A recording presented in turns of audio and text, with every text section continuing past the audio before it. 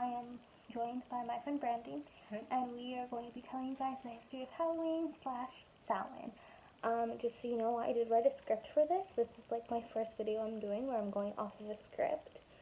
So if you see me kind of like looking over to the side, or you see her looking over to the side, and it seems like we're reading something, that's because we are, once I get a little bit more practice doing, like if I decide that I like script reading for my videos, and I've decided to do it more, and then I'll do a little bit more practice. It won't be like quite as script read the entire time, but for the meantime, please just stay patient.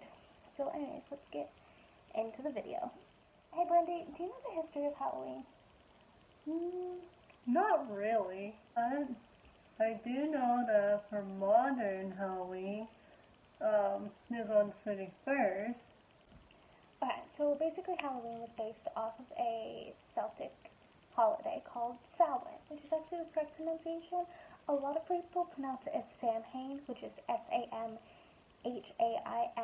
I kind of understand why people think it's Samhain. It's not. It's Samhain. It's weird to me too. I don't. Anyways, it serves as a way to welcome the harvest and the end of the summer. Or sorry, the end of the summer. Celebrants also believe that this night the veil between the physical and the spiritual realm was at its thinnest.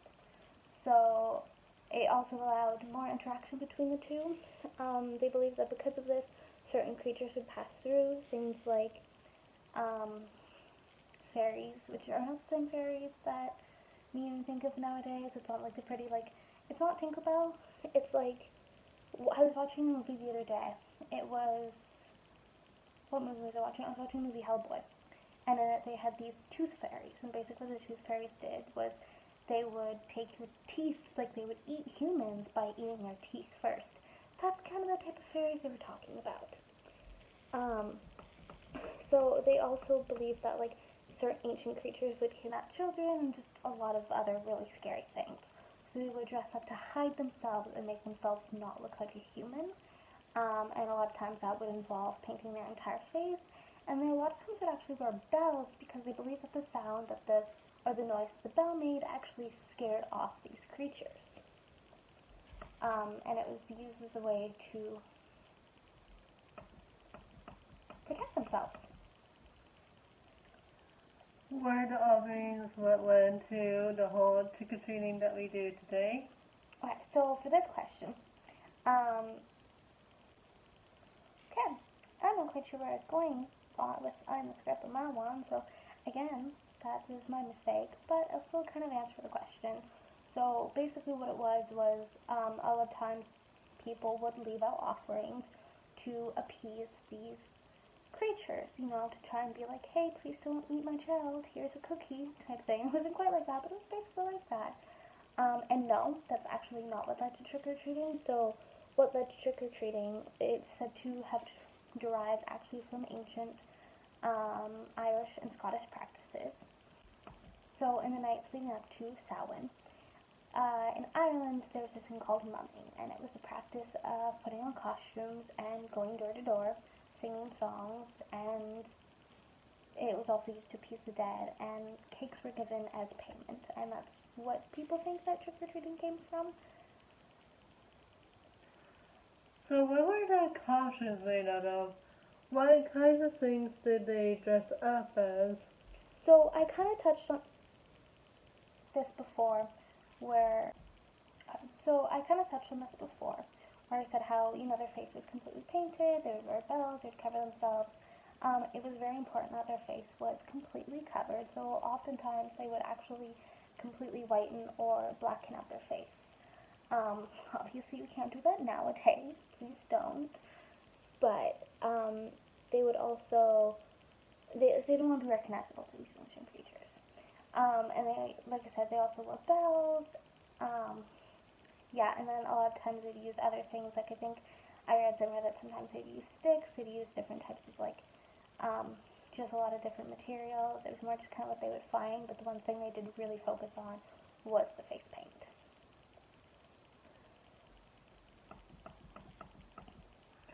If they were worried about evil spirits finding them, how did they expect the spirits of their loved ones who find them. So a lot of times they would, try to hide themselves from like these scary creatures and like just evil entities, but they also believed that the spirits of their loved ones that had passed on could come back and visit. So single candles were lit and left in the window to help guide like these good spirits to the house. I don't quite know what the difference between like why a negative spirit couldn't find them more easier with these candles, and I don't know why them covering their faces made it so their loved ones could still see them. I don't know that. Um, there's a lot of different histories and a lot of different things that come from different countries and different, so we don't know everything obviously, but um, we do know that they would put candles in their windows. Um, Also, in the Middle Ages, as Samhain progressed, instead of the famous pumpkin jack-o'-lanterns, which we see nowadays, they actually used turnips, which were embedded with coal, and that's what they used as like jack-o'-lanterns. And then a new tradition was started around this time in the Middle Ages called a dumb supper. So basically, they would put out an extra plate for the spirits of somebody who was passed on. Children would also play games with the dead, which I imagine is Ouija board. Maybe I was thinking of that, because I know I am. And cakes, again, would be left out. Okay. So, like you mentioned, cake, yum. Well, a few times though. Were there any other like historically like delicious treats that the people would eat to celebrate? There's actually been a lot of different food that's come from a lot of different countries over a long time. That has to do with Halloween. So there's something called barmbrack, which we believe came from Ireland. Bonfire toffee from Great Britain. Candy toffee apples from Great Britain and Ireland. More candy apples, candy corn, candy pumpkins. That came from North America. Chocolate, something called monkey nuts, which is peanuts that are still in their shells, from Ireland and Scotland. More caramel apples, caramel corn, and then something called colcanon. And if you guys want me to, I can in the future do another video where I talk about different foods from different like time periods that have to do with Halloween. Maybe I'll do that for next October, which I know that's in a year, but I'm hoping you guys will subscribe and stay around till then. And maybe one of these days I can do a video where I try to cook some of this food. I am kind of interested in the barm brat and the coconut. I think that actually looks like it could be very good. So, yeah, you guys should comment down below if you want me to do a video where I talk about this food and maybe try a recipe. I'm not the greatest cook in the world, but I'll try. Yeah, like, the one thing that I do miss, like, during this year, like, because of everything that has happened, is I find, like, a lot of haunted houses are, like, very spooky, like, Halloweeny fall festivals. Mm-hmm. Like, they used to have, like, a lot of real special treats, and now they just don't because, safety. Yeah, which is unfortunate. Although, But maybe next year. I have a recipe to make caramel apples. We could always do that at one point and make them ourselves. Yeah. Maybe. If you guys want to see that video, it won't be in October because I'm putting this video up. As you guys can see, it is Halloween. It is the last day of October.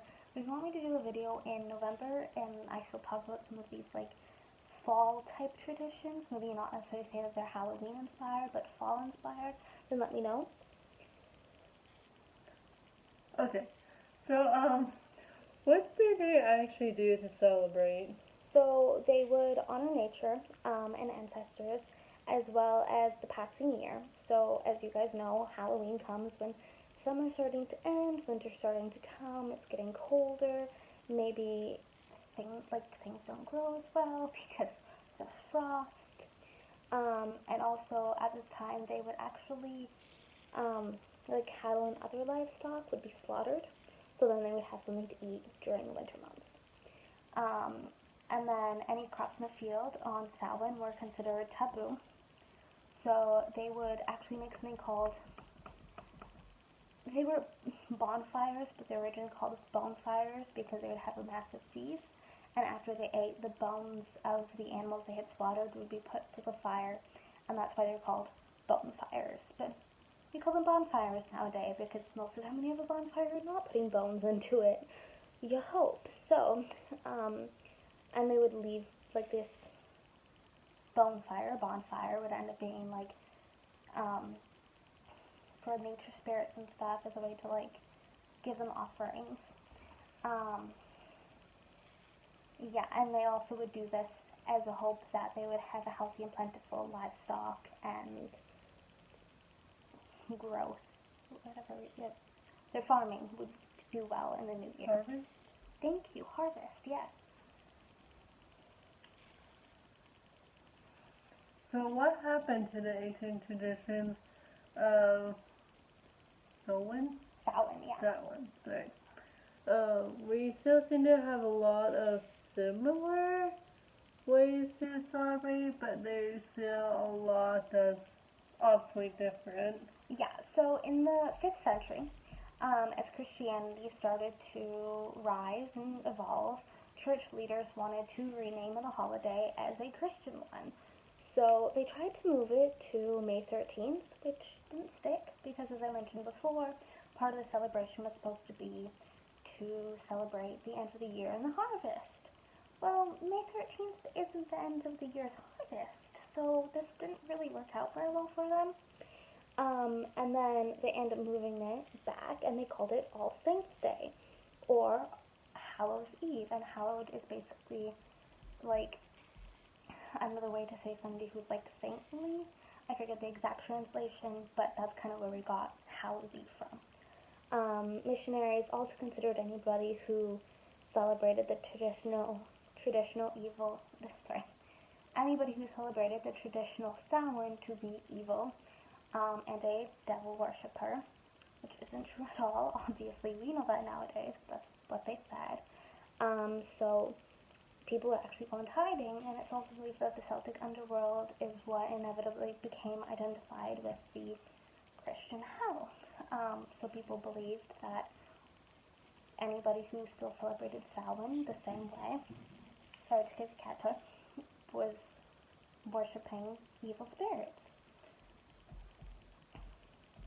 Oh, also, they were branded as witches. So witches have been something that has been like negative, and people have branded since literally the 5th century. Like, it's been a while. Then why do we call it Halloween now instead of Samhain? So we call it Halloween now. Like I mentioned before, it at one point was started to be called Hallows Eve, which means sanctified or holy, instead of Samhain. I don't know why we didn't go back to calling it Samhain again. I don't quite know where in history humans decided that it would now be Halloween. I don't know how we got from Hallows Eve to Halloween. I know they're very similar, but they're not the same. But that's kind of where the Halloween came from, was that Hallows Eve. They also want to use that day instead of celebrating like the dead and the year's end harvest and all of that, and like gods and goddesses and fairies and other creatures, stuff like that. They wanted to celebrate saints and missionaries and make it more Christian.